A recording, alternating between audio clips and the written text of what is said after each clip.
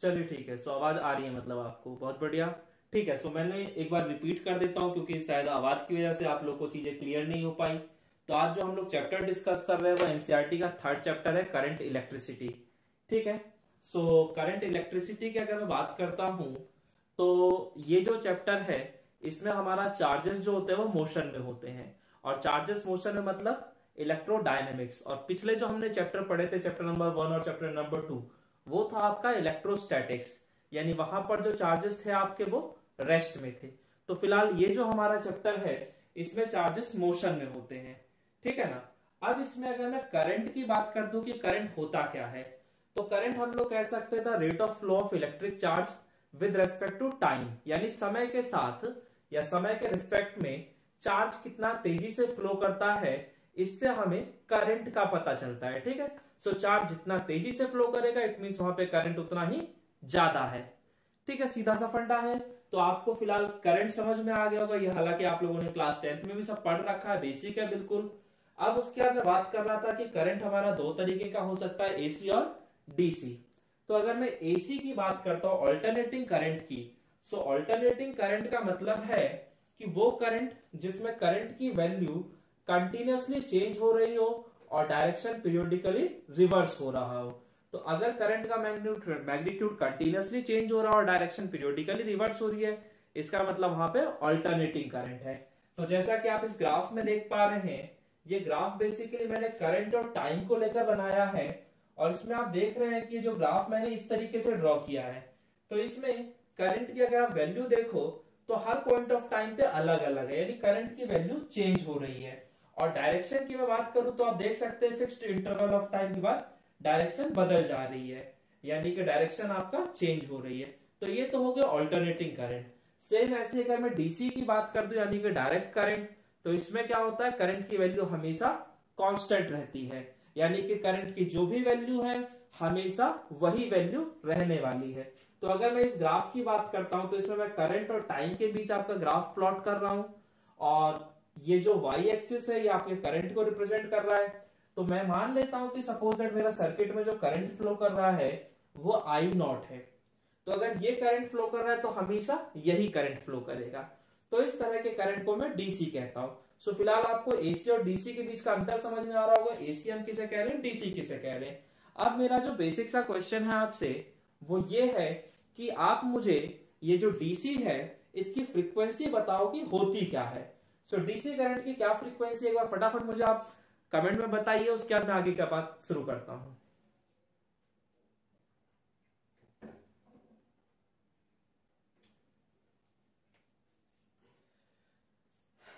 चलिए बच्चे, तो अभी कुछ लोगों ने जवाब दिया कि फ्रीक्वेंसी जो होती है वो डीसी की 0 होती है। बिल्कुल सही बात है, फ्रीक्वेंसी 0 होती है।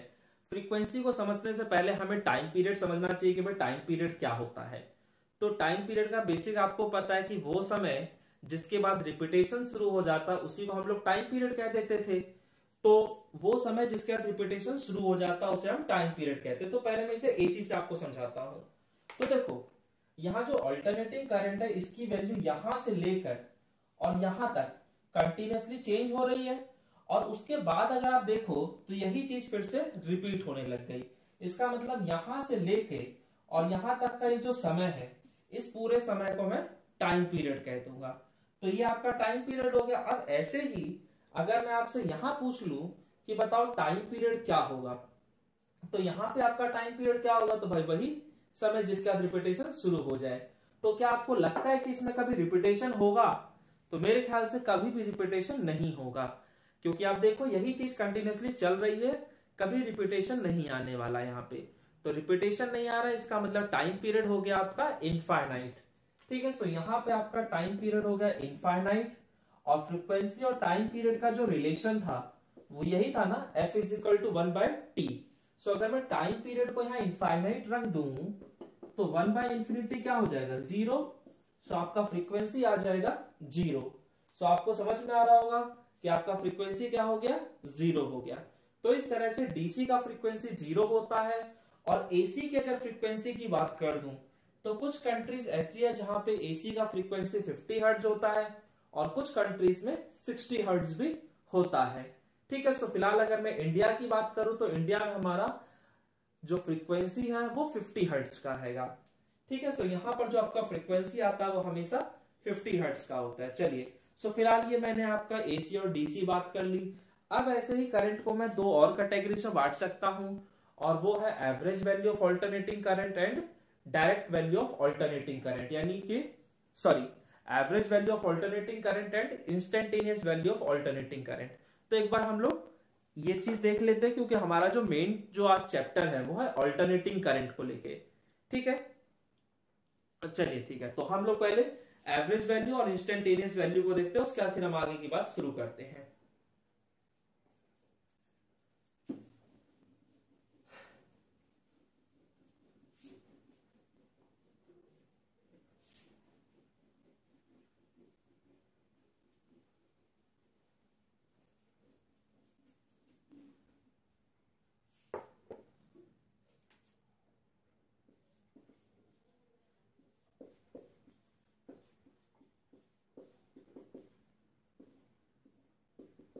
सो एवरेज वैल्यू को अगर मैं डिस्कस करना चाहता हूं, तो मैं मान लेता हूं कि ये मेरा सपोज दैट एक कंडक्टर है। ठीक है, और इस कंडक्टर को मैंने एक बैटरी से कनेक्ट कर लिया है। सो ये हो गई हमारी बैटरी, जिससे हमने इस कंडक्टर को कनेक्ट कर दिया है। अब अगर मैं इस कंडक्टर के अंदर कोई सेक्शन ऑफ वायर ले लेता हूं, और मान लिया जाए वो जो सेक्शन ऑफ वायर है वो आपका ये है। ठीक है, आपका जो सेक्शन ऑफ वायर मैं ले रहा हूं वो सपोज दैट ये है, और ये है सेक्शन ए। और कुछ समय तक मैं देखता हूं कि जैसे ही मैं यहाँ पे बैटरी लगाऊंगा तो होगा क्या, यहाँ पे करंट फ्लो करने लग जाएगा। इस तरीके से आपका करंट फ्लो कर रहा है। सो अगर करंट फ्लो कर रहा है इसका मतलब आपका चार्ज फ्लो कर रहा है। ठीक है ना, यही होता है ना, चार्ज करंट है क्या, rate of flow of charge. So अगर कहीं करंट फ्लो कर रहा है इसका मतलब वहां पे चार्ज फ्लो कर रहा है, तो इसका मतलब यहां से चार्ज फ्लो कर रहा है। तो अगर मैं यहां डेल्टा टी टाइम तक देखता हूं, और यहां पर जो चार्ज फ्लो कर रहा है वो कितना है, तो suppose that delta Q amount of charge इस सेक्शन ऑफ वायर से पास कर जाता है। ठीक है, मैं कुछ देर देखता हूं तो कुछ देर में कुछ तो चार्ज जाएगा ना। तो मान लिया जाए मैंने डेल्टा टी टाइम तक देखा है, और उस दौरान जो चार्ज फ्लो किया इस सेक्शन ऑफ वायर से, वो चार्ज कितना है, डेल्टा क्यू। तो यहां पर जो एवरेज करंट आएगा वो आएगा क्या, तो average value of alternating current क्या हो जाएगा, तो टोटल चार्ज जो सेक्शन ऑफ वायर से फ्लो किया है और टोटल कितने टाइम में किया है, तो ये आ जाएगा I average is equal to delta q by delta t. तो इस तरीके से मैं average value of alternating current निकाल सकता हूं, कोई दिक्कत नहीं है भाई। आपने कोई भी सेक्शन ऑफ वायर ले लिया और उससे डेल्टा टी टाइम तक देखा कि डेल्टा टी टाइम तक इस सेक्शन ऑफ वायर से कितना चार्ज फ्लो कर जाता है, तो जो भी चार्ज फ्लो कर रहा है उसको आप उतने टाइम से डिवाइड कर दीजिए, आपका average value of alternating current निकल के आ जाएगा। अब ऐसे ही अगर मैं बात करता हूं आपसे instantaneous value of alternating current, की instantaneous value of alternating current क्या होता है। तो देखो बच्चों, इंस्टेंटेनियस का मतलब है किसी इंस्टेंट ऑफ टाइम, यानी किसी पॉइंट ऑफ टाइम पर जो भी करंट होता है उसी करंट को हम लोग instantaneous value of alternating current कह देंगे। अब किसी पॉइंट ऑफ टाइम का मतलब क्या है, इसको समझाने के लिए मैं आपको क्लास 11th में ले जाना चाहता हूं, और वहां मैंने आपको एक टॉपिक पढ़ाया था इंस्टेंटेनियस वेलोसिटी। और अगर आपको याद हो, अगर आप लोग को याद हो तो मैं वहां पे आपको एक एग्जांपल देता था जिसमें मैं कहता था कि अगर मान लिया जब मैं शाम को 5 बजे अपने घर से बाइक से निकल रहा हूं, और किसी ने मुझसे बोला कि भाई शाम को 5:15 और 13 सेकंड पर आपकी क्या स्पीड होगी वो मुझे बताइएगा। तो मैं क्या करूंगा, गाड़ी चला रहा हूं, जैसे ही 5:15 होगा अपनी घड़ी में देखूंगा कि मैं 5:15 हो गए, उसी टाइम पे मैं गाड़ी के स्पीडोमीटर की तरफ देखूंगा, और स्पीडोमीटर उस वक्त जो भी रीडिंग शो कर रहा होगा वो मेरी उस इंस्टेंट ऑफ टाइम का स्पीड हो गया। अगर मान लिया जाए 5:15 और 13 सेकंड पे मेरी गाड़ी 60 किलोमीटर प्रति घंटे की रफ्तार दिखा रही है, तो उस टाइम पे मेरी वही स्पीड हो गई। अब अगर 5:15 और 12 सेकंड पर जो मेरी स्पीड होगी, क्या वो मेरे किसी काम की होगी? नहीं, क्योंकि मुझसे तो 13 सेकंड में पूछी गई है ना, तो मेरे काम की जो स्पीड है वो यही है।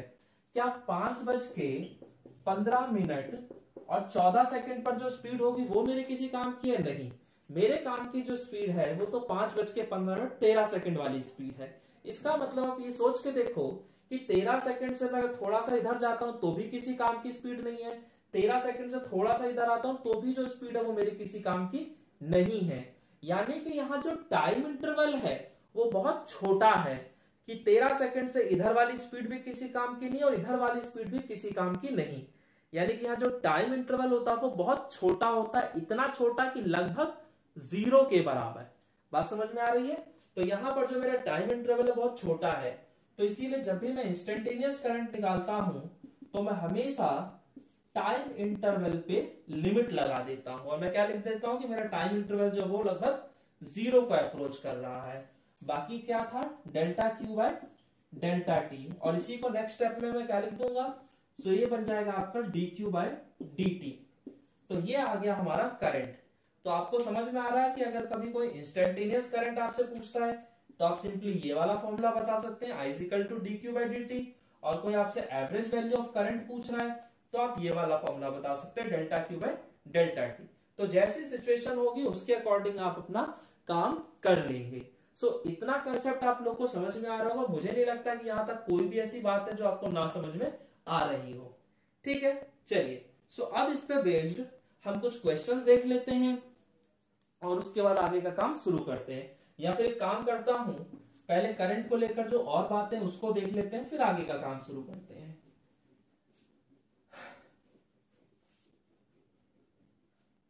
तो देखो बच्चों, अगर हमसे कोई पूछ ले कि करंट की एसआई यूनिट क्या होती है, तो इसकी एसआई यूनिट क्या होगी?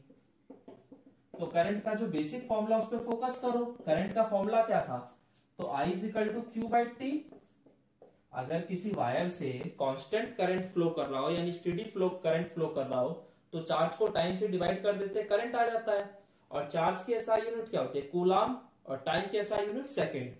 तो यहां पर जो इसका एसआई यूनिट आ जाएगा वो आ जाएगा कूलाम पर सेकंड, और इसी को मैं एम्पियर भी कह सकता हूं, कोई दिक्कत नहीं है। सो एसआई यूनिट आपकी क्लियर है। अब इसके बाद अगर मैं इसके डायमेंशनल फॉर्मूले की बात कर दूं, तो अगर मैं करंट का डायमेंशनल फॉर्मूला देखना चाहता हूं, तो आपको याद होगा कि डायमेंशनल फॉर्मूला हम कहते किसे थे? तो वो फॉर्मूला जिसमें कि हम ये बताते थे कि हमारी जो फिजिकल क्वांटिटी है वो किन किन फंडामेंटल क्वांटिटीज पे डिपेंड करती है। और हमारे पास 7 फंडामेंटल क्वांटिटीज होती थी, जिनमें से एक फंडामेंटल क्वांटिटी हमारी करंट थी, और करंट को हम लोग रिप्रेजेंट करते थे एम्पियर से। तो भाई करंट का ही अगर डायमेंशनल फॉर्मूला मुझसे पूछा जा रहा है तो यहां तो कुछ करना ही नहीं है, तो यहां तो मैं सिंपल एम्पियर लिख दूंगा। ठीक है। अब इसके बाद एक बात और आती है कि करंट हमारा कैसा क्वांटिटी है, स्केलर क्वांटिटी या वेक्टर क्वांटिटी? तो आप लोग फटाफट मुझे अपने कमेंट बॉक्स में बताइए कि करंट कैसी क्वांटिटी, स्केलर या वेक्टर? मैं एक बार देखना चाहता हूं कितने लोगों को सही जानकारी है।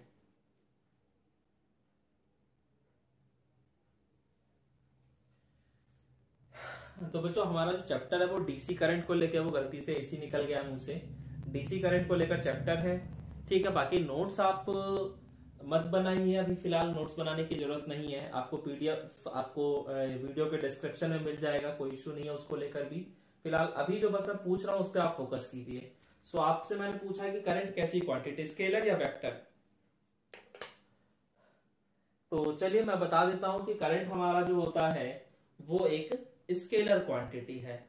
अब आप में से कई लोगों के दिमाग में आएगा यार करंट कैसे स्केलर हो सकता है, क्योंकि 10th क्लास में तो हमने पढ़ा था कि the direction of current is opposite to the direction of flow of electrons, यानी करंट की जो डायरेक्शन होती है वो इलेक्ट्रॉन्स के फ्लो के अपोजिट होती है। इसका मतलब करंट की डायरेक्शन तो होती है, और जिसकी डायरेक्शन होती है उसे तो हम वेक्टर क्वांटिटी कहते हैं। तो मेरे भाई मैं आपको ये बता दूं कि किसी भी क्वांटिटी को वेक्टर होने के लिए 2 नहीं 3 कंडीशंस का फुलफिल करना जरूरी है। जिसमें पहली कंडीशन क्या है कि आपका मैग्नीट्यूड होना चाहिए, दूसरी कंडीशन आपका डायरेक्शन होना चाहिए, और तीसरी condition law of vector addition को फॉलो करना चाहिए। अब इसको मैं आपको यहाँ एक एग्जांपल के थ्रू समझाता हूं कि अगर मान लेता हूं ये एक वायर और ये एक दूसरा वायर है। मान लेता हूं कि इस वायर से 5 एम्पियर करंट फ्लो कर रहा है और इस वायर से 3 एम्पियर करंट फ्लो कर रहा है, और इधर दोनों के बीच का जो एंगल है वो सपोज दैट 30 डिग्री है, और इन दोनों वायर्स को मैंने एक तीसरे वायर से जोड़ दिया और पूछूं कि यहाँ पे करंट कितना फ्लो कर रहा है।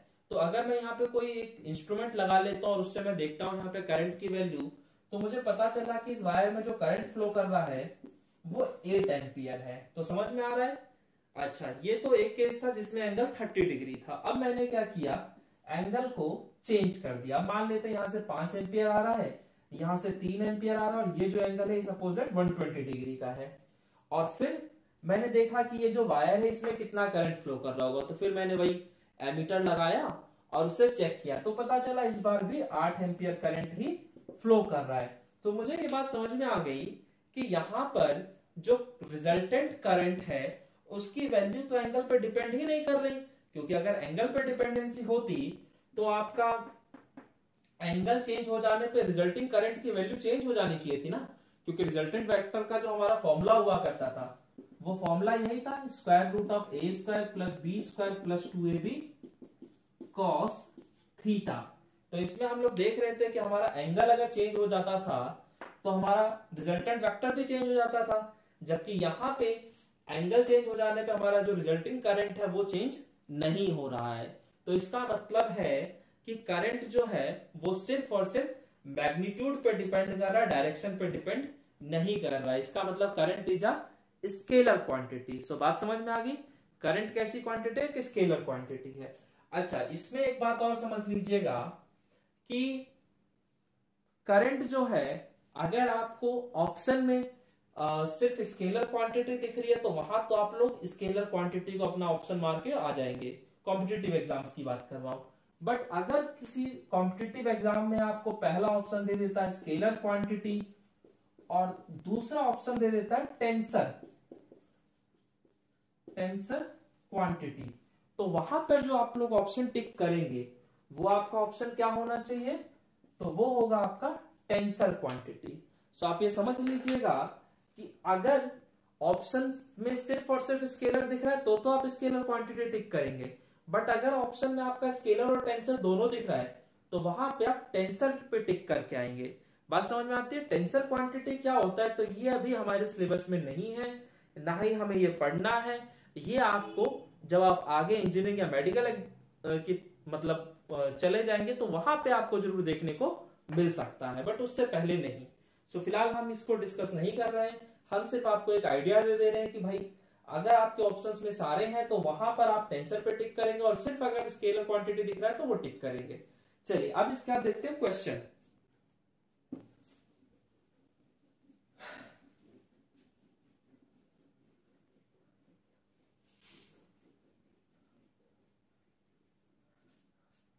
सो इसमें मैं आपसे क्वेश्चन पूछ रहा हूं, क्वेश्चन लिख लीजिएगा साथ के साथ ही। सो क्वेश्चन क्या है कि the amount of charge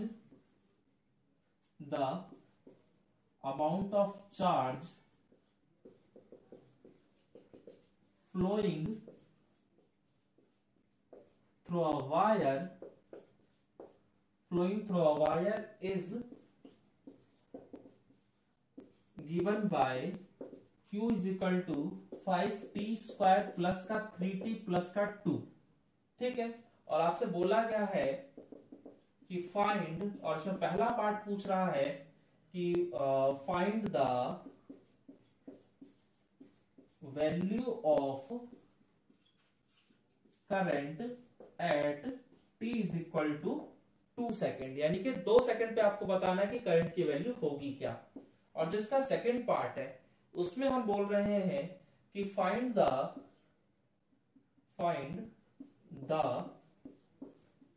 average value of alternating current from t is equal to 2 second to t is equal to 3 second, यानी कि 2 सेकेंड से लेकर 3 सेकेंड के बीच आपको एवरेज वैल्यू ऑफ करंट बताना है और 2 सेकेंड पे आपको करंट बताना है। तो ये दोनों ही क्वेश्चन से फटाफट इसको सॉल्व करिए और मुझे बताइए इसका आंसर होगा क्या। चलिए सो देखते हैं क्वेश्चन क्या है। अभी तक फिलहाल आपका हुआ तो नहीं होगा, लेकिन कम से कम एक आइडिया तो ले लिया होगा आपने कि इसमें करना क्या है। तो बस आपने जो सोचा उसी को देखना है कि आपने सही सोचा था या गलत सोचा था। ठीक है, आपसे पहला क्वेश्चन पूछ रहा है कि 2 सेकंड में बताइए करंट की वैल्यू क्या होगी। तो अगर किसी भी पॉइंट ऑफ टाइम पे आपसे करंट पूछा जा रहा है, इसका मतलब बात हो रही है इंस्टेंटेनियस करंट की। ठीक है, सो हमें इंस्टेंटेनियस करंट का फॉर्मूला पता है कि इंस्टेंटेनियस करंट का फॉर्मूला होता है rate of flow of charge, यानी I is equal to d q by d t. So d by d t of जो Q है हमारा वो कितना है, तो 5t स्क्वायर प्लस का 3t प्लस का 2। तो अगर मैं इसका डिफरेंशिएशन कर दूं तो डिफरेंशिएशन करने पे आएगा क्या, तो 5t स्क्वायर में 5 कांस्टेंट है बाहर चला जाएगा, t स्क्वायर का डिफरेंशिएशन करेंगे 2t आ जाएगा। और यहाँ पे 3t का अगर मैं देखूं तो 3 कांस्टेंट है बाहर चला गया, t का डिफरेंशिएशन करा तो dt बाई डी टी 1 आ गया। और 2 का डिफरेंशिएशन करोगे तो 2 तो कांस्टेंट है, उसका डिफरेंशिएशन 0, तो 5 2 जा 10t प्लस का 3। तो ये हमारा करंट का एक जनरल एक्सप्रेशन निकल के आ जाता है। अब हमसे पूछा कितने सेकंड पे गया है, तो पूछा गया है 2 सेकंड पर। तो बस करंट टाइम की वो वैल्यू पुट करो, यहाँ पे सॉल्व करो, आपको करंट की वैल्यू निकल के आ गई। तो ये तो आपका पहला पार्ट हो जाएगा। अब देखते हैं इसमें दूसरा पार्ट क्या कहते हैं। तो दूसरे पार्ट में तो एवरेज वैल्यू पूछ रहा है ना, और एवरेज वैल्यू का जो हमारा फॉर्मूला था वो था delta q by delta T, यानी कि Q2 माइनस Q1 बटे में T2 माइनस T1। ठीक है, तो ये हमारा होता था। अब इसमें करना क्या, आपको T1 टाइम पर देख लो चार्ज की क्या वैल्यू है, T2 टाइम पे चार्ज की क्या वैल्यू है, और उसको सब्ट्रैक्ट करके डिवाइड करके देख लो, आपका आंसर निकल के आ जाएगा। तो मैं करके दिखा देता हूँ थोड़ा सा आपको। तो मैं सेकंड पार्ट डिस्कस कर रहा हूँ अभी। तो delta q by delta T था ना, तो हमारा जो बात करूं T1 is equal to 2 second पे, क्योंकि जो एवरेज वैल्यू देखनी है वो 2 से 3 के बीच में देखनी है ना। तो पहले मैं 2 सेकंड पर देख लेता हूँ कि चार्ज की क्या वैल्यू होगी।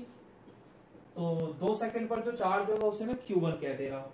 सो Q1 की वैल्यू होगी 5 इंटू में 2 का स्क्वायर प्लस 3 इंटू में 2 प्लस का 2।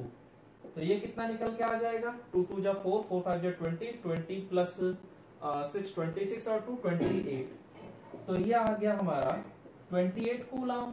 अब ऐसे ही मुझसे 3 सेकंड में पूछा गया तो 3 सेकंड वाला भी देख लेता हूं। तो at tt is equal to 3 second पे चार्ज कितना आ जाएगा, तो 5 इंटू टी की जगह 3 रखना है बस हमें, 3 का स्क्वायर प्लस 3 इंटू 3 प्लस का 2। इसको सॉल्व करोगे Q2 आ जाएगा। अब बस आपका जो फॉर्मूला था वो लगा दो, I is equal to delta q by delta t. तो डेल्टा क्यू बोला जाए तो Q2 minus Q1, delta T बोला जाए तो T2 माइनस T1। अभी मेरे ख्याल से आपके पास सारी वैल्यूज है, Q1 भी है, Q2 भी है, T1 भी है, T2 भी है। जस्ट इसमें पुट करो, सॉल्व करो, आपका एवरेज करंट निकल के आ गया। तो यहाँ पर 2 तरह के क्वेश्चन बन सकते हैं। एक तो वो क्वेश्चन होगा जिसमें आपको चार्ज दे रखा होगा और करंट पूछा जाएगा, और एक क्वेश्चन ये हो सकता है जिसमें आपको करंट का एक्सप्रेशन दे दिया जाए। इसमें आपको एक्सप्रेशन जो था चार्ज का था ना, हाँ, तो आपको करंट का एक्सप्रेशन दे दिया जाए और चार्ज की वैल्यू पूछ ली जाए। तो वो क्वेश्चन कैसा होगा वो भी एक बार देख लेते हैं। ठीक है, इसको मैं रफ कर दे रहा हूं, आपको सारे क्वेश्चंस मिल जाएंगे, पूरी वीडियो मिल जाएगी प्रॉपर, आपको कोई दिक्कत नहीं, बाद में आप नोट डाउन कर लीजिएगा आराम से यहाँ से।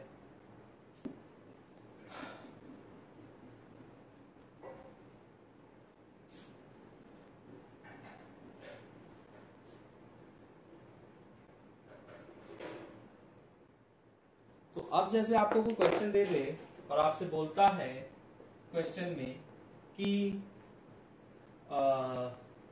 The current flowing through a wire, the current flowing through a wire is given by. तो किसी वायर से जो करंट फ्लो कर रहा है वो करंट कितना है, तो करंट आपको दे देता है suppose that 3t square plus का 2t प्लस का 5, सपोज दैट ये आपको दे दिया गया है। तो अब करंट दे दिया गया है आपसे और आपको बोला जा रहा है कि find the amount of charge, find the amount of charge flowing through the wire, flowing through the wire in a time duration, in a time duration of 2 second to 4 second.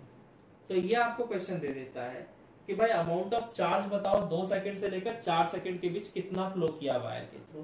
तो ये आपका क्वेश्चन है, फटाफट इस question को आप solve कीजिए।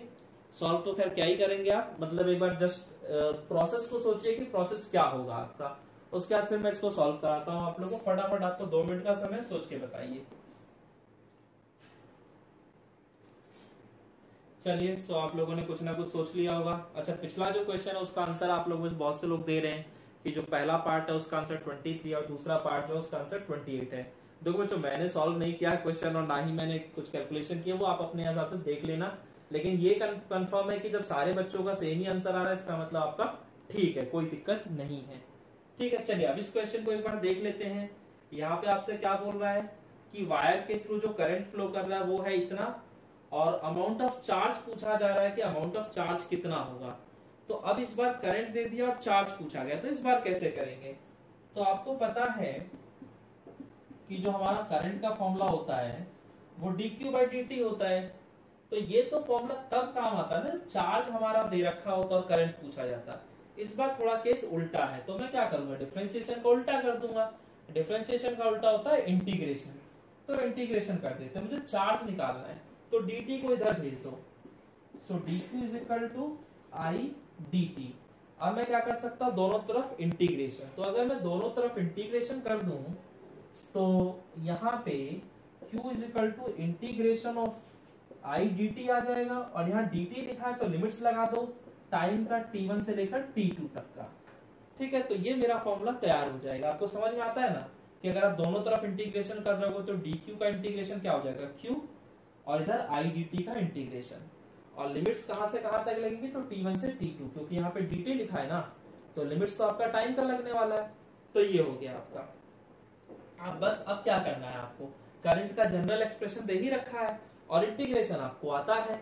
सो फटाफट इसको करिए सॉल्व और आंसर बता दीजिए क्या आएगा। तो q = क्या है, इंटीग्रेशन ऑफ I। तो करंट का हमारा एक्सप्रेशन था 3t² प्लस का 2t प्लस का 5 dt, और कहां से कहां तक करना है इंटीग्रेशन। तो देखो टाइम ड्यूरेशन दे रखा है 2 सेकंड से लेकर 4 सेकंड। तो ये हमारा इनिशियल वैल्यू और ये हमारा फाइनल वैल्यू। तो इनिशियल वैल्यू रिप्रेजेंट करता है लोअर लिमिट को और फाइनल वैल्यू रिप्रेजेंट करता है अपर लिमिट को। खत्म कहानी। अब इसको हम सॉल्व कर सकते हैं। तो आपको पता है 3t² का इंटीग्रेशन करोगे तो 3 तो कांस्टेंट है, बाहर चला जाएगा, और t² का इंटीग्रेशन करोगे तो इंटीग्रेशन ऑफ x की पावर n dx, ये वाला फॉर्मूला याद होगा ना आप लोग को। तो ये क्या होता था, x की पावर n+1 बटे में n+1। तो अगर आप इस वाले पार्ट को सॉल्व कर रहे हो तो यहाँ t की पावर 2 है, तो t की पावर 2+1 बटे में 2+1 यानी कि t³ बटे में 3। देखो इसका इंटीग्रेशन हो चुका है, स्क्वायर ब्रैकेट लगाएंगे, लोअर लिमिट नीचे अपर लिमिट ऊपर। ऐसे इसका 2t का अगर आप करते हो तो 2 कांस्टेंट है, बाहर चला जाएगा, और t का इंटीग्रेशन होता है t² बटे में 2। यहाँ पर भी आप स्क्वायर ब्रैकेट लगा देंगे क्योंकि इंटीग्रेशन हो चुका है आपका 2 से लेकर 4 तक, और यहाँ 5 कांस्टेंट है, बाहर चला जाएगा, और dt का इंटीग्रेशन होता है t, लिमिट्स यहाँ भी 2 से लेकर 4 तक। समझ में आ रहा होगा खेल। अब इसमें करना क्या है, आपको पता है कि जो भी आप वैल्यूज पुट करने वाले वो तो इस t में पुट होना है। तो 3 तो चला जाएगा बाहर, और 3 अगर बाहर चला गया तो इस 3 से ये 3 कट जाएगा ना। सेम ऐसे इस 2 से ये 2 भी कट जाएगा, तो बचेगा क्या, t³। और t³ की पावर लिमिट से आपका 2 से लेकर 4 तक, और यहाँ पे है आपका t², उसकी भी लिमिट 2 से लेकर 4 तक, और यहाँ पे 5 है, यहाँ मैं पुट कर देता हूँ t की जगह upper limit minus lower limit. तो t की जगह 4 डाल दो, तो 4 का क्यूब -2 का क्यूब प्लस, अब इसका तो वैल्यू डाल के सॉल्व कर ही लोगे ना, तो इधर से आपको चार्ज निकल के आ जाएगा कि कितना अमाउंट ऑफ चार्ज वायर के थ्रू फ्लो हुआ है।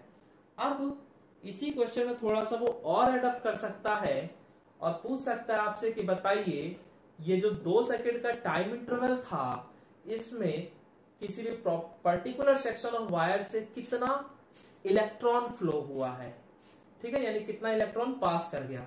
तो भैया इलेक्ट्रॉन पास कर गया तो आसानी से निकल सकता है ना, क्वांटाइजेशन ऑफ इलेक्ट्रिक चार्ज आपने पढ़ा था, Q is equal to N. तो अगर आपको n निकालना है तो n इज इक्वल टू क्या हो जाएगा, Q बटे में E। तो टोटल चार्ज आप निकाल चुके हैं, एक इलेक्ट्रॉन पे जो चार्ज होता है वो आपको पता है, सिंपली डिवाइड करेंगे, सॉल्व करेंगे, आपका नंबर ऑफ इलेक्ट्रॉन्स आ जाएंगे। तो इस तरह से ये 2 बेसिक से क्वेश्चंस हो जाते हैं। तो आपको समझ में आ रहा होगा क्वेश्चंस कैसे हैं, ठीक है। तो इसको देख लीजिए फटाफट, उसके बाद अपना अगला टॉपिक स्टार्ट करते हैं। चलिए ओके, सो ये हो गया आपका। अब इसका कुछ डेफिनेशंस की बात कर लेते हैं जो कि हमारी बहुत इंपॉर्टेंट है इस चैप्टर के अंदर। तो इसमें जो सबसे पहला जो डेफिनेशन है वो है आपका आइसोलेटेड कंडक्टर।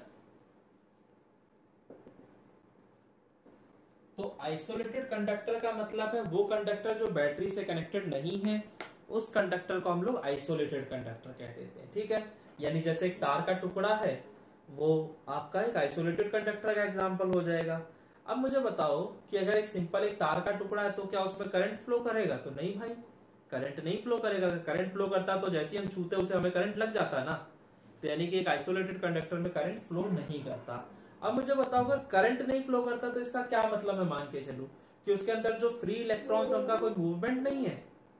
तो नहीं भाई, मूवमेंट तो है उनका, लेकिन पर्टिकुलर डायरेक्शन में ना होने की वजह से कोई करंट नहीं है। क्योंकि देखो करंट हमारा फ्लो तभी करता है जब उसके अंदर जो इलेक्ट्रॉन्स हैं वो एक पर्टिकुलर डायरेक्शन में आगे बढ़ रहे हो। और बैटरी का जो काम होता है वो यही काम होता है। बैटरी कुछ नहीं करता, जो उसके अंदर के फ्री इलेक्ट्रॉन्स होते हैं उन्हें एक पर्टिकुलर डायरेक्शन में फोर्स लगाता है, जिसकी वजह से वो उधर की तरफ मूव करने लगता है और हम कहते हैं कि हमारा सर्किट में करंट फ्लो करने लग गया, ठीक है। तो यही हमारे आइसोलेटेड कंडक्टर में होता है। अच्छा, तो आइसोलेटेड कंडक्टर बैटरी से कनेक्टेड तो है नहीं, तो वहां पर जो इलेक्ट्रॉन्स होंगे वो मूव तो कर रहे होंगे, किसकी वजह से? तो थर्मल एनर्जी की वजह से। क्योंकि भाई अगर हमने रूम टेम्परेचर पे रखा है तो रूम टेम्परेचर पे कुछ हीट एनर्जी होगी और उस हीट एनर्जी की वजह से उसके अंदर जो इलेक्ट्रॉन्स हैं वो रैंडमली किसी भी डायरेक्शन में मूव कर रहे हैं, ठीक है। जैसे प्ले ग्राउंड में बच्चे खेल रहे होते हैं तो कोई बच्चा किधर को भाग रहा है तो कोई किधर को भाग रहा है, तो एक पर्टिकुलर डायरेक्शन नहीं है वहां पे।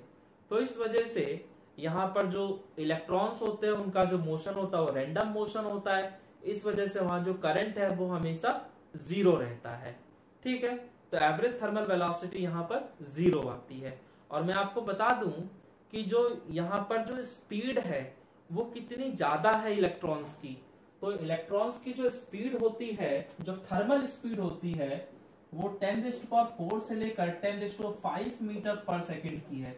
अब आप सोच के देखो कि ये जो स्पीड है 10⁴ मीटर पर सेकेंड, ये कितनी ज्यादा स्पीड होती होगी, ठीक है। तो इतनी तेज स्पीड से इलेक्ट्रॉन्स मूव कर रहे हैं, बट दिक्कत क्या है कि रैंडमली किसी भी डायरेक्शन में मूव कर रहे हैं और किसी भी डायरेक्शन में मूव करने की वजह से उनकी वजह से कोई करंट नहीं बन पाता, ठीक है। सो फिलहाल आपको आइसोलेटेड कंडक्टर समझ में आ रहा है। अब इसमें देखो मैं आपको थोड़ा सा कंडक्टर के अगर अंदर लेकर जाऊं तो कंडक्टर के अंदर होता क्या है, एटम्स होते हैं, एटम्स या आयंस होंगे। तो जब इलेक्ट्रॉन मूव करना शुरू करता है तो मैं इसमें कुछ एटम्स या आयंस बना के आपको दिखा देता हूं पहले। तो मान लिया जाए ये आपके कुछ एटम्स या आयंस है, ये जो है आपके एटम्स या आयंस है, और यहां से एक इलेक्ट्रॉन ने मूव करना शुरू किया। तो सपोज दैट इलेक्ट्रॉन ऐसे गया और यहाँ पर जाके इस एटम या आयन से टकरा गया, और टकराने के बाद क्या होगा, इसका स्पीड 0 हो जाएगा, लेकिन थर्मल स्पीड की वजह से फिर से ये मूव करना शुरू कर जाएगा। तो मैं मान लेता हूँ कि इनिशियल इस डायरेक्शन में गया, यहाँ पे वो टकराया और टकरा के वो इस डायरेक्शन में भाग आया। अब जब इधर की तरफ भाग रहा था तो यहाँ भी कोई एटम या आयन था तो उससे भी टकरा गया। अब उससे टकराने के बाद फिर उसकी डायरेक्शन चेंज हो गया, मान ले वो इधर भाग गया। अब इधर से टकराने के बाद वो किधर चला गया, मान ले यहाँ पे कोई एटम था उधर चला गया। अब यहाँ फिर टकरा गया किसी एटम से और उससे टकरा के फिर इधर आ गया। तो इस तरह से आप देख रहे हैं कि वो रेंडमली किसी भी डायरेक्शन में मूव कर जा रहा है, उसकी कोई पर्टिकुलर डायरेक्शन नहीं है। तो यहाँ पे अब हम कुछ और डेफिनेशंस की बात करेंगे। जैसे इसमें एक डेफिनेशन आ जाता है हमारा नंबर डेंसिटी। तो नंबर डेंसिटी का मतलब होता है, नंबर डेंसिटी को हम रिप्रेजेंट किससे करते हैं, तो स्मॉल n से रिप्रेजेंट करते हैं, और इसका मतलब होता है number of free electrons per unit volume. तो इसका मतलब क्या है, तो number of free electrons per unit volume. तो इसको कैसे निकालेंगे, तो भाई total number of free electrons को टोटल वॉल्यूम से डिवाइड कर दीजिए कंडक्टर के, अपने आप आपको नंबर डेंसिटी पता चल जाएगा। तो ये तो हो गया नंबर डेंसिटी। अब ये डिपेंड किस पे करता है, तो देखो ये दो चीजों पर डिपेंड करता है, एक तो टेम्परेचर और दूसरा कंडक्टर के नेचर। तो दो चीजों पे इसकी डिपेंडेंसी है, एक आपका टेम्परेचर पे और दूसरी आपकी जो डिपेंडेंसी है वो किस पे है, तो वो है नेचर ऑफ कंडक्टर पे, नेचर ऑफ कंडक्टर पे। अब देखो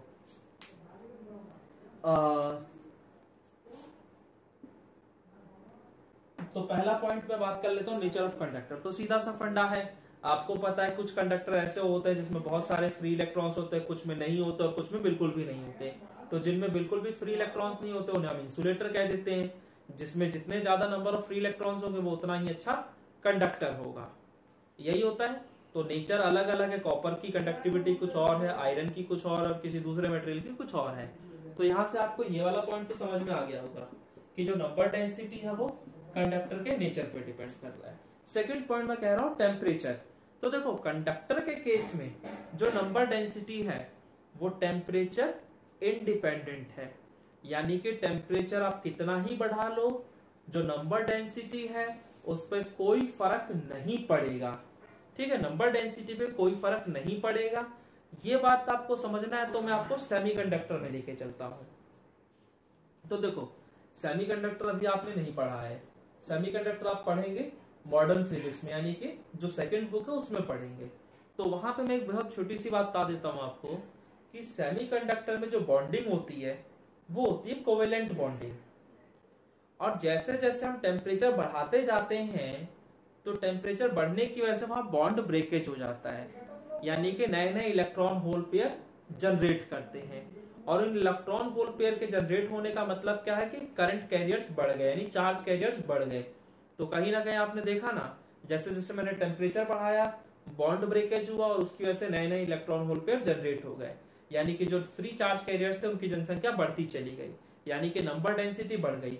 तो सेमीकंडक्टर के केस में क्या होता है, जैसे जैसे टेम्परेचर बढ़ाते हो नंबर डेंसिटी बढ़ती चली जाती है। ठीक है, इसीलिए हम लोग कहते हैं कि अगर हम एब्सोल्यूट जीरो पे बात करते हैं, यानी कि -273 डिग्री सेल्सियस पे अगर मैं बात कर देता हूँ या फिर 0 केल्विन पे बात कर देता हूँ, तो जो आपका सेमीकंडक्टर होता है वो एक इंसुलेटर की तरह काम करता है। ठीक है, और रूम टेम्परेचर पे आपका वो एक मतलब कंडक्टिविटी शो करने लग जाता है। सो फिलहाल आप इतना समझ लो कि सेमीकंडक्टर केस में तो टेम्परेचर बढ़ाने पे कंडक्टिविटी बढ़ती है, बट कंडक्टर से केस में जो होता है ऐसा कुछ भी नहीं होता, यानी कि यहाँ पे आप टेम्परेचर को चाहे जितना मर्जी बढ़ा लो, आपका जो नंबर डेंसिटी है वो हमेशा सेम रहने वाला है। ठीक है, तो ये तो आपका एक डेफिनेशन हो गई। इसमें आपका ये पहला, ये दूसरा, अब मैं तीसरा बात कर रहा हूं। तो तीसरा डेफिनेशन हो गया मीन फ्री पाथ। ठीक है, सो मीन फ्री पाथ क्या होता है, तो इसको समझाने के लिए मैं एग्जांपल लेता हूं शराबी का। मान ले एक शराबी है, उसने ठेके से दारू ली, पिया और इतना पी लिया कि अब वो अपने घर पे ढंग से नहीं पहुंच पा रहा है, यानी कि सड़क पे गिरता हुआ जा रहा है। और मान लिया जाए उसका घर जो है वो ठेके से 1 किलोमीटर की दूरी पे है। तो अपने घर से जब वो ठेके से निकला है दारू पी के, तो अपने घर तक पहुंचने में हुआ क्या होगा, मान ली ये ठेका था यहाँ से चला है, तो मान ले पहली बार यहाँ जाके गिर गया, फिर उठा, फिर थोड़ा दूर चला, फिर गिर गया, फिर उठा, फिर थोड़ी दूर के चला, फिर गिर गया। तो इस तरीके से वो गिरता जा रहा है, उठता जा रहा है और आगे बढ़ता जा रहा है। ठीक है, अब हो सकता है कि भाई पहली बार 100 मीटर चला हो और उसके बाद गिर गया हो, उसके बाद हो सकता है कि 150 मीटर चल के आगे फिर गिर गया हो, और हो सकता है उसका सिर्फ 50 मीटर ही आगे तक बढ़ा हो फिर गिर गया हो। तो कहीं ना कहीं कभी ज्यादा कभी कम, कभी ज्यादा कभी कम, ऐसे ही चल रहा है प्रोसेस उसका। अब अगर मैं पूछूं कि जो एवरेज डिस्टेंस है वो उसने कितना ट्रेवल किया, तो भाई एवरेज डिस्टेंस निकालना है तो क्या करोगे भाई, यहां से यहां तक कितना चला, यहां से यहां तक कितना चला, यहां से यहां तक कितना चला, इस तरह से आप निकालोगे और सबको जोड़ के बटे में n कर दोगे। ठीक है, तो इससे आपको मीन फ्री पाथ का पता चल जाता है। तो मीन फ्री पाथ में भी यही कंसेप्ट है, जो इलेक्ट्रॉन वाला, इलेक्ट्रॉन यहां से गया इस एटम या आयन से टकराया, फिर आगे बढ़ा, फिर टकराया, तो ये आपका प्रोसेस चल रहा था इसमें। तो यहाँ पे बस करना क्या, हमें जो एवरेज डिस्टेंस होता है दो सक्सेसिव कोलिजन्स के बीच का, उसी को हम लोग मीन फ्री पाथ कह देते हैं। सो मीन फ्री पाथ का अगर आप डेफिनेशन लिखना चाहें तो आप क्या कह सकते हैं, तो इसमें आप लिख सकते हैं द एवरेज डिस्टेंस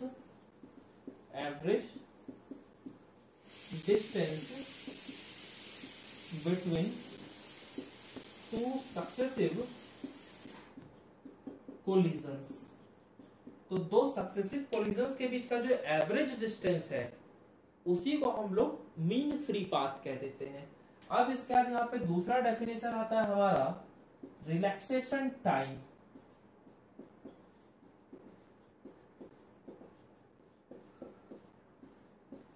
तो रिलैक्सेशन टाइम क्या होता है एक बार उसको भी देख लेते हैं। तो रिलैक्सेशन टाइम का मतलब है, जैसे वो शराबी वाला भी मैंने आपको बताया था ना, अब मान लो वो ठेके से चला और 10 मिनट तक चला और उसके जाके वो गिर गया, फिर उठा, इस बार अब वो 20 मिनट तक चला फिर गिरा, उसके बाद फिर उठा और इस बार वो सिर्फ 5 मिनट चला फिर गिर गया। तो इस तरीके से आप देख रहे हैं कभी वो ज्यादा टाइम तक चल ले रहा है, कभी वो कम टाइम तक चल रहा है। तो यहां पर अगर आपको एवरेज देखना है तो आप क्या करोगे, तो भाई यहां से यहां तक का समय, फिर यहां से यहां तक का समय, फिर यहां से यहां तक का समय, फिर यहां से यहां तक का समय, फिर यहां से यहां तक का समय, तो ये सारे टाइम को जोड़ोगे और बटे में n कर दोगे, तो उससे जो आएगा वो एवरेज आ जाएगा और उसी को हम लोग रिलैक्सेशन टाइम कहते हैं। तो रिलैक्सेशन टाइम का मतलब है the average time duration between two successive collisions, यानी दो सक्सेसिव कोलिजन्स के बीच का जो एवरेज टाइम ड्यूरेशन होगा उसी को हम लोग रिलैक्सेशन टाइम कहते थे। तो इसका डेफिनेशन भी बन जाएगा the average time duration between two successive collisions is called relaxation time. तो ये आ गया। अब यहां से यहां तक का जो समय है, जो हमारा टाइम होता है, उसको मैं टाउ 1, टाउ 2, टाइम 3 इस तरह से रिप्रेजेंट कर रहा हूं। तो जो एवरेज रिलैक्सेशन टाइम होगा तो वो कैसे निकलेगा, तो tau 1 plus tau 2 plus tau 3 plus up to tau n बटे में n। तो ये जो आ गया ये हो गया हमारा average relaxation time. So relaxation time समझ में आया। तो the average time duration between two successive collisions is called relaxation time. तो ये कुछ बेसिक से डेफिनेशंस थे। अब इसमें कुछ और डेफिनेशंस भी एक बार उसको भी डिस्कस कर लेते हैं। अच्छा, यहाँ पे मैं आपको एक बात और बता दूं कि आपका जो रिलैक्सेशन टाइम है और जो आपका रिलैक्सेशन टाइम था और दूसरा मैंने आपको बताया था अभी मीन फ्री पाथ, इनकी वैल्यू जो होती है ये भी आपका दो चीजों पर डिपेंड करती है, टेम्परेचर और कंडक्टर के नेचर। ठीक है, टेम्परेचर जितना ज्यादा होगा जो कंडक्टर के अंदर के एटम्स या आयंस होंगे वो अपनी मीन पोजीशन के अबाउट उतना ही ज्यादा एम्पलीट्यूड में वाइब्रेट करेंगे और जो इलेक्ट्रॉन है, फ्री इलेक्ट्रॉन, वो भी और तेजी से मूव करेगा।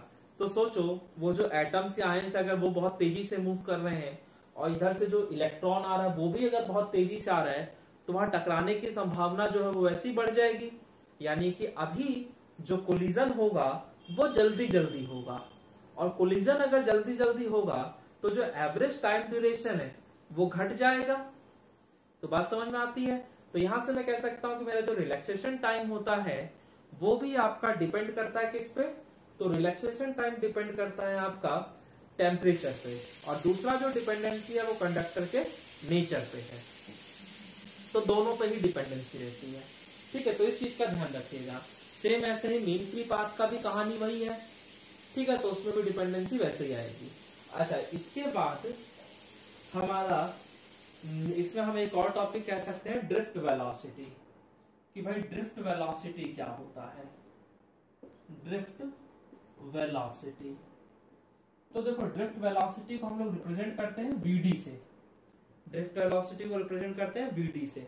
और यहाँ पे क्या है, ड्रिफ्ट वेलोसिटी के केस में आपका, जैसे अभी मैं कंडक्टर आपको शो कर रहा था, ये आपका कंडक्टर था, इस कंडक्टर को अब मैं अगर एक बैटरी से जोड़ देता हूं तो उस बैटरी की वजह से होगा क्या, इस कंडक्टर के अंदर जितने भी फ्री इलेक्ट्रॉन्स थे अभी तक तो वो सिर्फ और सिर्फ थर्मल एनर्जी की वजह से मूव कर रहे थे किसी भी डायरेक्शन में, लेकिन अब जैसे ही मैं यहाँ बैटरी लगाऊंगा उस बैटरी की वजह से यहाँ इलेक्ट्रिक फील्ड सेटअप हो जाएगा, और उस फील्ड की वजह से इसके अंदर जितने भी फ्री इलेक्ट्रॉन्स होंगे वो एक पर्टिकुलर डायरेक्शन में मूव करना शुरू कर देंगे। और वो किधर की तरफ मूव करेंगे, तो वो इलेक्ट्रॉन्स है, तो आप समझ सकते हैं कि ये पॉजिटिव टर्मिनल है, ये नेगेटिव टर्मिनल है, तो फील्ड की डायरेक्शन ये हो गई।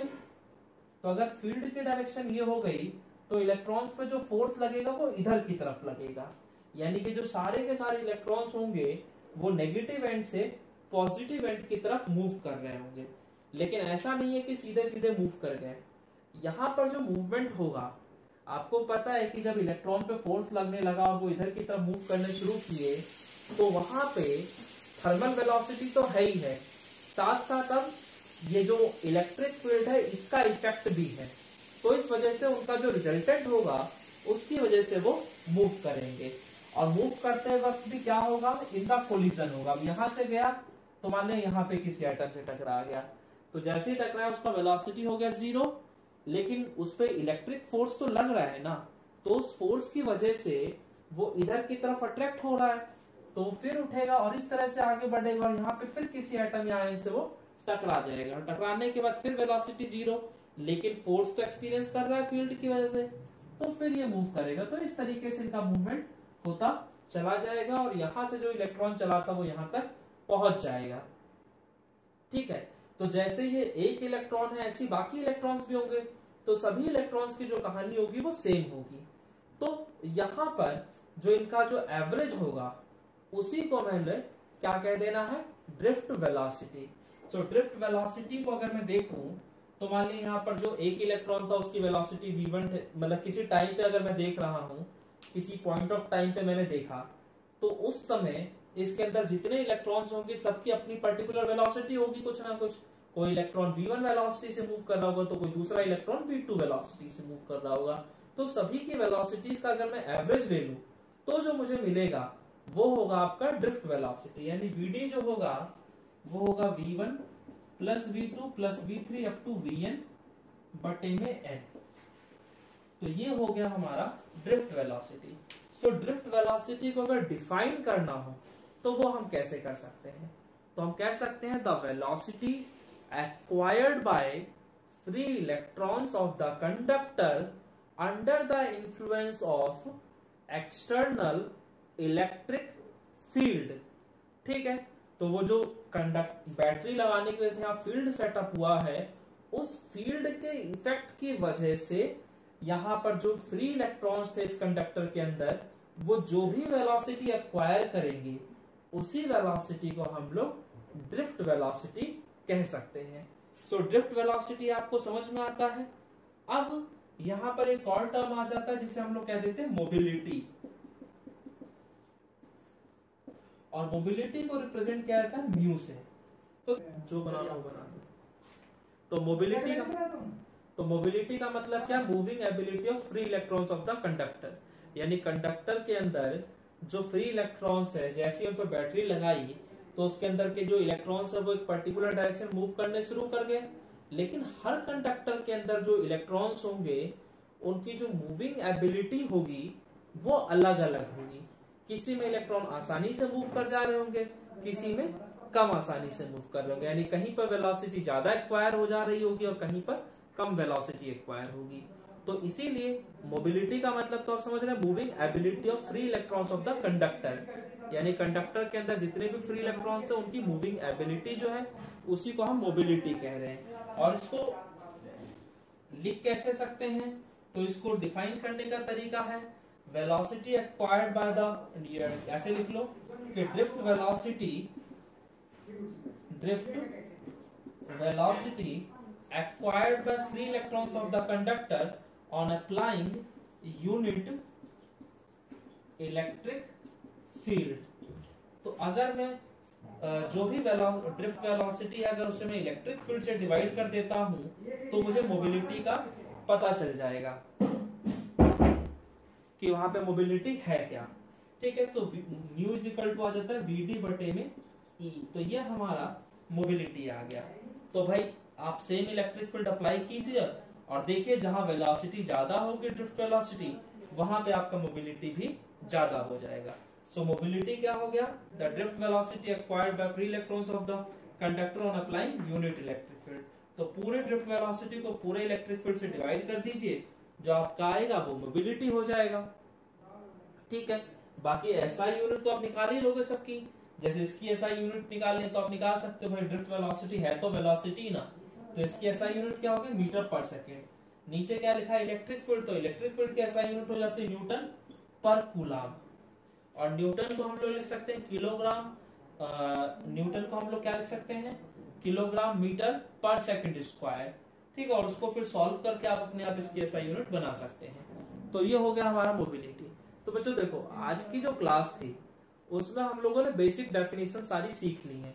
नेक्स्ट क्लास में आपका जो सबसे इंपॉर्टेंट टॉपिक्स होंगे उसमें जो एक इंपॉर्टेंट टॉपिक आता है वो है ड्रिफ्ट वेलोसिटी का डेरिवेशन। तो ड्रिफ्ट वेलोसिटी का जो डेरिवेशन है वो हमारा हम लोग अगली क्लास में कंप्लीट करेंगे। और करंट और ड्रिफ्ट वेलोसिटी का रिलेशन पेपर में बहुत ज्यादा पूछा जाता है, तो वो रिलेशन पे हम लोग देखेंगे कैसे ड्राइव होगा, तो वो भी हम लोग नेक्स्ट क्लास में देखेंगे। और बहुत आसान सा तरीका है निकालने का, कुछ खास ज्यादा उसमें करना नहीं होगा आपको।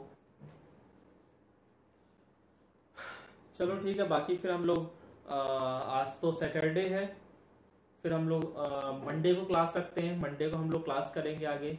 और अगर जो भी बच्चे आज नहीं जुड़े एक बार उनको भी बोल देना नेक्स्ट क्लास में आ जाए वो लोग, क्योंकि जितने ज्यादा बच्चे होंगे उतना ही हम लोग के लिए अच्छा है। ठीक है, क्योंकि थोड़ा सा माहौल अच्छा बन जाता है यहाँ पे, तो वो लोग जो इधर उधर हैं पढ़ नहीं रहे या फिर कहीं और लाइव क्लासेस देख रहे हैं तो उनको ये बता देना कि यहाँ पे आपके क्वेश्चंस का रिप्लाई हो जाएगा प्रॉपर, और शायद आपका अपना टीचर है तो ऑफलाइन में भी आपको यही देखने को मिलने वाला है।